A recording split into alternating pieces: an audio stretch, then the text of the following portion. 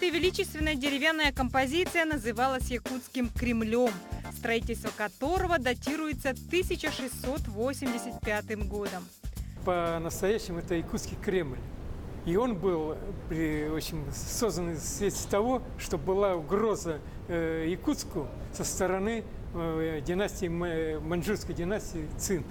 Согласно словам Бессонова, в Албазине, а ныне это Амурская область, сподвижники Хабарова в количестве 300 человек разбили 10-тысячное маньчжурское войско, которое до этого уже завоевало Китай и планировало идти на север.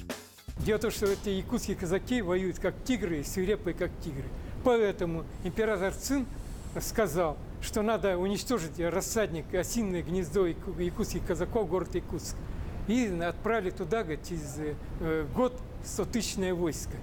Именно по этой причине 300 лет назад воевода Преклонский приказал построить крепость, окруженную острожной стеной.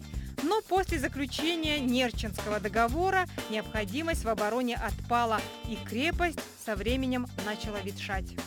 Изначально она стояла все время, да, то есть до 60-х годов оно стояло на своем родном месте, это на территории площади Дружбы. Вообще судьба Якутского Кремля оказалась весьма печальной.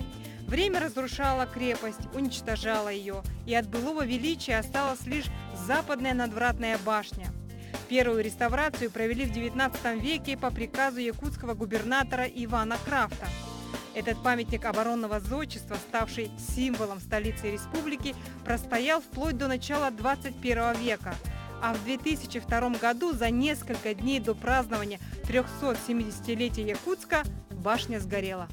Дело в том, что в 1981 году была произведена первая реставрация знаменитым академиком Александром Викторовичем Ополовником. Это как раз 350-летию города Якутска. И поэтому, когда была завершена реставрация этой работы, этой башни, обмерные чертежи он подарил Краеведческому музею.